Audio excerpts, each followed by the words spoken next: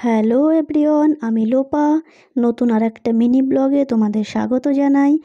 এখন তোমরা যেটা দেখছো এটাই হচ্ছে আমার অফিস, মানে আমার দোকান। আমি এই ছোট্ট দোকানটা চালাই মাত্র 15,000 টাকা নিয়ে। 6.5 বছর আগে, মানে 2018-র 14ই ফেব্রুয়ারি এই দোকানটা আমি খুলেছিলাম।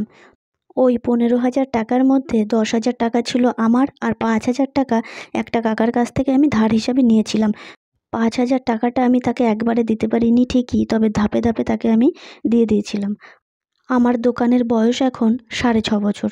যখন আমি নতুন খুলেছিলাম দোকানটা, মাত্র 15,000 টাকার মাল তুলেছিলাম।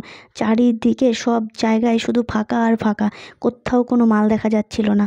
15,000 টাকায় কী বা মাল হতো, কিন্তু ঠাকুরের ইচ্ছায় আজকে আমার দোকানে কোথাও একটু জায়গা ফাঁকা নেই, বরঞ্চ অনেক মাল আমি এখন দোকান ছোট হওয়ার কারণে তুলতে পারি না বা রাখতে পারি না।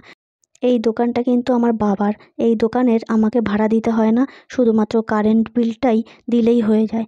তোমরা দেখতেই পাচ্ছ ভিডিওতে যে আমার দোকানে সমস্ত ধরনের মাল আছে। একটা ফোনের দোকানে যা যা মাল থাকা দরকার, ফোনের back cover, glass, flip cover, charger, headphone, battery, sound box, Bluetooth headphone, normal headphone, যা যা একটা ফোনের দোকানে থাকে আমার কাছে সব কিছুই এখন পাবে। নতুন ফোন, পুরনো ফোন, মেমোরি কার্ড, সমস্ত কিছু পাবে। আর এখন যেটা দেখছো এটা হচ্ছে আমার দোকানের ঠাকুর ঘর। এই ঠাকুর ঘরে রাধাকৃষ্ণ আছে, নৃসিংহদেব আছে, আর একটা ছোট্ট লাড্ডু গোপাল আছে। আর ঠাকুরের ইচ্ছায় আমি একটা জেরক্স মেশিনও দোকানে রাখতে পেরেছি, কারণ আমার দোকানের সামনে ব্যাংক আছে। ওই ব্যাংকের থেকে জেরক্স করতে আসে আমার দোকানে, তাই জেরক্স মেশিনটা আমি কিনেছি। আমার এই ছোট লক্ষ্মী দোকানটা থেকে যেটুকু যা রোজগার হয় মোটামুটি আমার চলেই যায়।